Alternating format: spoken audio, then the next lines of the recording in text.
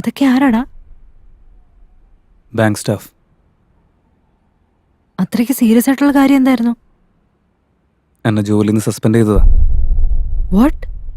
ഈ കേസിൽ ഞാൻ നിരപരാധിയാണെന്ന് തെളിയുന്നത് വരേക്കും ജോലിയിലേക്ക് തിരിച്ചേറാൻ പറ്റില്ല.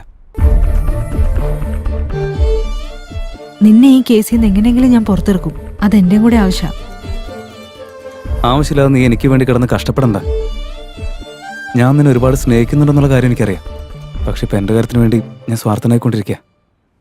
അതുകൊണ്ട് ഞാനിപ്പോൾ ഒരു തീരുമാനം എടുത്തു. എന്താ അത്? നമുക്ക് നമുക്ക് തമ്മിൽ പിരിയാം. വാട്ട്? അല്ല, നീ ഇതൊക്കെ ശരിക്കും ആലോചിച്ചിട്ട് എന്നെ പറയുന്നതാണോ? ഇപ്പം ഞാനിരിക്കുന്ന അവസ്ഥയിൽ ഈ കേസിൽ ഞാൻ രക്ഷപ്പെടുമോ, ഇവിടെ നിന്ന് ഇനി പുറത്തിറങ്ങാൻ പറ്റുമോയെന്നൊന്നും എനിക്കൊരു പിടിയുമില്ല. കേസിൽ തോറ്റു കഴിഞ്ഞാൽ എത്ര കാലം ശിക്ഷ അനുഭവിക്കേണ്ടി വരുമെന്ന് അറിയില്ല. എൻ്റെ ഫ്യൂച്ചറൊക്കെ എൻ്റെ കൈവിട്ട് പോയില്ലേ. നിന്റെ ഫ്യൂച്ചറും കൂടി നശിച്ചു പോകുമെന്ന് നല്ല പേടിയുണ്ട്. സ്നേഹത്തിനും ഭാവിക്കും നടുവിൽ ഭയം വേണമെന്ന് പറഞ്ഞ് പഠിപ്പിക്കുവാണോ നീ? സ്നേഹത്തിൽ ഭയപ്പെടേണ്ട ആവശ്യമില്ല, പക്ഷെ ഭാവിയെക്കുറിച്ച് ആലോചിച്ച് ഭയപ്പെടണം. സ്നേഹിക്കുന്ന പെണ്ണിന്റെ കണ്ണി നോക്കി പ്രപ്പോസ് ചെയ്യാൻ കാണിക്കാത്ത ധൈര്യം ബ്രേക്കപ്പ് ചെയ്യുന്ന സമയത്ത് മാത്രം വരുന്നുണ്ടല്ലേ? നമ്മുടെ സ്നേഹം നിന്റെ സന്തോഷത്തിന് മാത്രം കാരണമായിരിക്കണം. പക്ഷെ അത് നിന്റെ കണ്ണീരിന് കാരണമായ അതെനിക്ക് സഹിക്കാൻ പറ്റില്ല. നമ്മൾ സ്നേഹിക്കുന്നവർക്ക് വേണ്ടി കരഞ്ഞ തമ്മിൽ പിരിയാൻ വേണ്ടിയല്ല, ഒരുമിച്ച് ജീവിക്കാനാ. പ്രശ്നങ്ങൾ വരുമ്പോ നേരിടാ വേണ്ടേ, അല്ലാതെ ഇങ്ങനെ പേടിച്ചോടാൻ നിൽക്കരുത്. ഇത്രയും കാലം എവിടെയോ ആയിരുന്നു നമ്മൾ, ഇപ്പൊ ഒരുമിച്ച് നിൽക്കുന്നില്ലേ? ഇനി എന്തിന്റെ പേരിലും നമ്മൾ തമ്മിൽ പിരിയാൻ പാടില്ല. I love you. I love you too.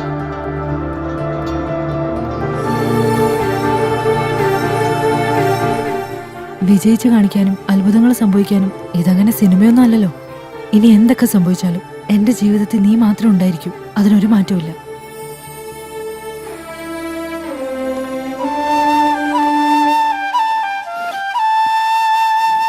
Sorry അളിയ, ഇതൊക്കെ നടക്കാൻ കാരണം ഞാനല്ലേ. ഞാനാണെങ്കിൽ ഒരു അനാഥൻ. എൻ്റെ കാര്യം പറഞ്ഞ് വിഷമിക്കാൻ ആരുമില്ല.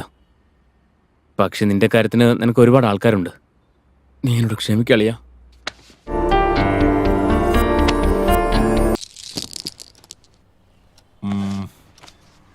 ഗുരുവിന്റെ സ്ഥാനം 3-ൽ.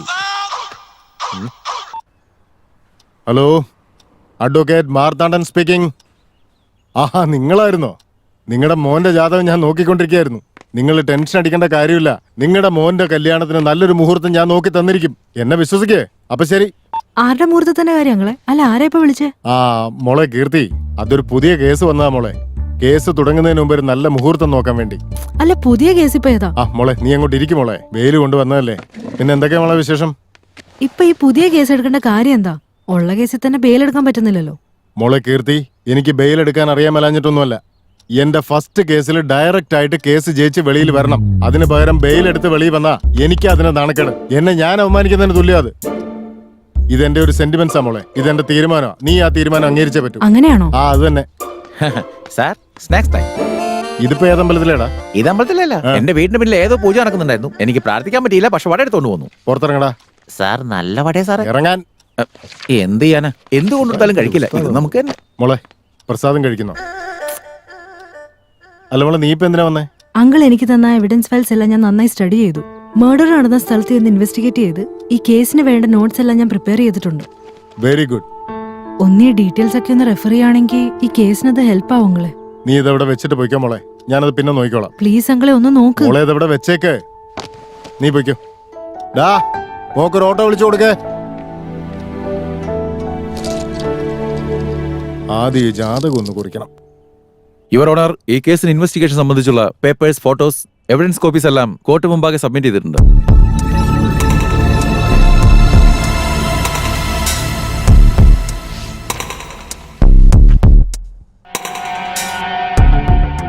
യുവർ ഓണർ, ഈ നിൽക്കുന്ന 2 കുറ്റവാളികൾ കാട്രാ സിംഗിനെ കൊലപ്പെടുത്തി അവിടുന്ന് രക്ഷപ്പെടുമ്പോൾ 3 പേരത് കണ്ടിട്ടുണ്ട്. ആ 3 സാക്ഷികളെ കോടതി മുമ്പാകെ ഹാജരാക്കുവാൻ അനുവാദം തരണമെന്ന് അപേക്ഷിക്കുന്നു. Permission granted. ഭദ്രം, ഭദ്രം, ഭദ്രം. തന്റെ പേര്? ഭദ്രം സാറേ. തന്റെ ജോലി എന്താന്ന് പറ. ഞാൻ റെയിൽവേ ഗാർഡാ. അന്ന് എന്താ സംഭവിച്ചതെന്ന് കോടതി മുമ്പാകെ പറയൂ. അന്ന് ഡ്യൂട്ടി കഴിഞ്ഞ് ഞാൻ വീട്ടിലേക്ക് പോകാൻ ഇറങ്ങിയപ്പോ കുറച്ച് ലേറ്റായി. നല്ല വിശപ്പുണ്ടായിരുന്നു. ഭാര്യയെ ബുദ്ധിമുട്ടിക്കണ്ടെന്ന് കരുതി ഞാൻ തന്നെ ഉണ്ടാക്കാന്ന് വിചാരിച്ചു.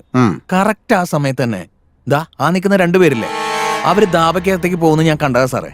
കുറച്ചു കഴിഞ്ഞ് ഞാൻ ഭക്ഷണം കഴിക്കാനിരുന്ന സമയത്ത് ആരോ തോക്കുകൊണ്ട് വെടിവെക്കുന്ന ഒച്ച കേട്ടു. ഞാനാകെ ടെൻഷനായി ബാൽക്കണിയിൽ ഒന്ന് പോയി നോക്കി. നോക്കുമ്പോ ഇവര് രണ്ടുപേരും ഓടി കാർ കയറി പോകുന്ന കണ്ടു. ആ കാർ ഇതാണോ നോക്ക്. അതിനിത് കാറൊന്നുമല്ലല്ലോ സാറേ. ഓ ഓ ആ ഈ കാർ തന്നെ സാറേ. അവര് ഓടിക്കേറിയത് ഇതേ കാർ തന്നെ. Okay, you can go. രണ്ടാമത്തെ സാക്ഷിയെ വിസ്തരിക്കുന്നതിന് വേണ്ടി കോടതിയുടെ അനുവാദം ചോദിക്കുകയാണ്. സുമൻ. നമസ്കാരം സാർ. നമസ്കാരം. തന്റെ പേര്? സുമൻ. ദാബയിൽ കൊലപാതകം നടക്കുന്ന സമയത്ത് താൻ എവിടെയായിരുന്നു? ആ റോഡിന്റെ ഓപ്പോസിറ്റ് ജോലിയിലിടും സാറേ. പെട്ടെന്ന് ഠേന്ന് ആരോ ഇവിടെ വെടിവെക്കുന്ന ഒച്ച ഞാൻ കേട്ടു. ഞാൻ ആകെ പേടിച്ച് ആ ദാബയുടെ അടുത്ത് പോയി നോക്കുമ്പോ അവർ രണ്ടുപേരും ആ ദാബയിൽ നിന്ന് ഇറങ്ങി ഓടി വന്ന് ഒരു കാറിൽ കയറി പോന്നു കണ്ടു. നീ അവിടെ വെച്ച് ഈ കാറാണോ കണ്ടത്? ആ ഈ കാർ തന്നെയാ. സെയിം ഈ കാർ തന്നെയാ. Okay, you can go. ആ മുത്തശ്ശി, അന്ന് ദാബയിൽ കൊല ചെയ്ത് രക്ഷപ്പെട്ട ആൾക്കാര് ഇപ്പൊ ഈ കോടതിയിലുണ്ടോ? ഉണ്ടല്ലോ. അതാരാണെന്ന് പറയാൻ കഴിയൂ? ദേ ആ നിൽക്കുന്നവരാ. യുവർ ഓണർ, ഈ 3 പേരുടെയും സാക്ഷിമൊഴികളുടെ അടിസ്ഥാനത്തിൽ കുറ്റവാളികൾ ഇവരാണെന്ന് വ്യക്തമാണ്. വളരെ ക്രൂരമായ രീതിയിൽ ഒരു കൊല നടത്തിയ ഈ കല്യാണിനും അവനെ സഹായിച്ച സുഹൃത്ത് റോക്കിക്കും അർഹമായ ശിക്ഷ നൽകി നീതി നടപ്പാക്കണമെന്ന് അപേക്ഷിക്കുന്നു. That's all your honour. Mister defence lawyer, mister Marthandam,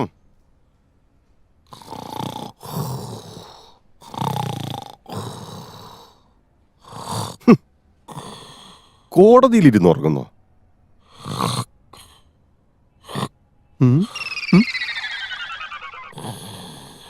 അയാളെന്ന് വിളിച്ച് എഴുന്നേപ്പിക്കടോ. Marthandam sir. Mister Marthandam. Sir ഇങ്ങനെ കിടന്നുറങ്ങല്. ജഡ്ജി വിളിക്കുന്ന കേട്ടില്ലേ? സാറേ, ഈ ഏകാന്തം പറഞ്ഞൊക്കെ ഊളത്തരവാ സാറേ. അയാളെ വിശ്വസിക്കല്ലേ. That's all your honour. എനിക്ക് ഇദ്ദേഹത്തെ മനസ്സിലാകുന്നില്ല യുവർ ഓണർ. വായിൽ വരുന്ന അൺപാർലമെന്ററി വാക്കുകളാണ് അദ്ദേഹം എപ്പോഴും ഉപയോഗിക്കുന്നത്. LKG പഠിച്ചൊരു കുട്ടിയുടെ വകതിരിവ് പോലുമില്ല. ഇനിയിപ്പോ അതിന്റെ ഇടയിൽ കയറി താനും കൂടെ കൊണോണെന്ന് പറയാൻ നിൽക്കണ്ട. അവിടെ ഞാൻ കുത്തിയിരിക്കേ. ഇതൊരു കോടതിയാണെന്നുള്ള വിചാരം പോലും ഒറ്റ ഒരുത്തിനും ഇല്ലാതായി പോയല്ലോ. മിസ്റ്റർ മാർത്താണ്ഡം. സർ, ഒന്ന് എഴുന്നേക്കടോ മരവേണ്ട. ഇനി ഒരു തവണ കൂടി അപമര്യാദയായി സംസാരിക്കോ പെരുമാറോ ചെയ്താ ഒരു നോൺ ബെയിലബിൾ വാറണ്ട് തന്നെ തലയിറങ്ങ് വെച്ചേരും ഞാൻ.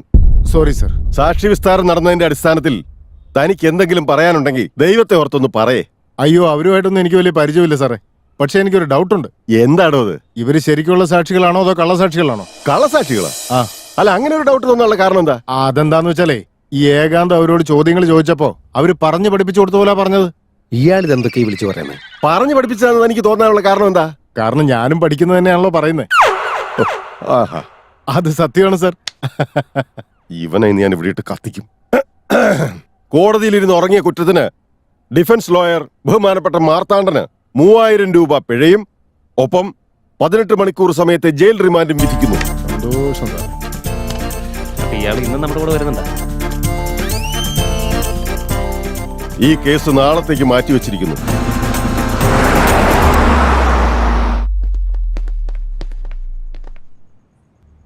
ഹായ്. മനസ്സിലായി. രാത്രി ജയിലിൽ വന്ന് നിങ്ങൾ രണ്ടുപേരെയും കാണാമെന്ന് വിചാരിച്ചതാ.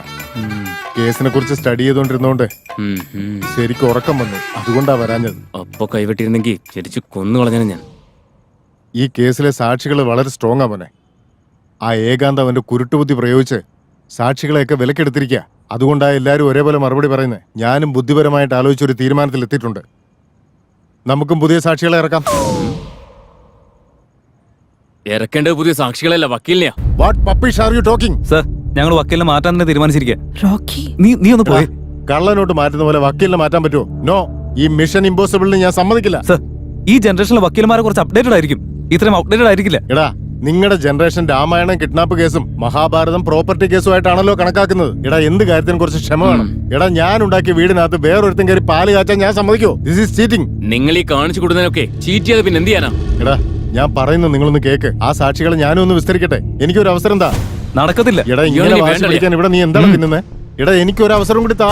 നിങ്ങൾക്ക് വേണ്ടി ഞാൻ വാദിക്കാൻ ഡ്യൂട്ട് പോയാ മഹാന്റെ വായിന്ന് ഒരു വാക്കല്ലേ പോകൂ.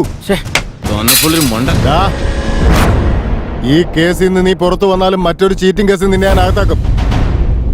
എപ്പോഴാ പോകണ്ടെന്ന് പറ, നമുക്ക് ഒരുമിച്ച് പോവാം. അങ്കിളൊന്ന് നീ ചുമ്മായിരിക്കും മോളെ. അൺപ്രൊഫഷണൽ അക്യൂസ്ഡുകൾ. യുവമാരെ ഞാൻ വെറുതെ വിടില്ല. നീ വാ മോളെ. നമ്മുടെ കാര്യത്തിൽ എന്ത് ഡിസിഷൻ എടുത്താലും കുഴപ്പമില്ല, പക്ഷെ പുതിയ വക്കീലിനെ വിളിച്ചാൽ കേസ് ഒന്നിന്ന് തുടങ്ങേണ്ടി വരും. എന്ത് സംഭവിച്ചാലും കുഴപ്പമില്ല. ഇത്ര നാൾ കോടതി വെച്ച് നാണം കെട്ടതൊക്കെ മതി. നിന്റെ അങ്കിളിന്റെ കാര്യത്തിൽ ഇത്ര നാളത്തെ റിസ്ക് തന്നെ ധാരാളം. ഇനി വയ്യ. എടാ ഞാൻ പറയുന്ന കേക്ക് പ്ലീസ്. അങ്കിളുടെ കാര്യങ്ങളൊക്കെ തൽക്കാലം നീ എനിക്ക് വേണ്ടി സഹിക്കണം. പ്ലീസ് ഡാ, പ്ലീസ്.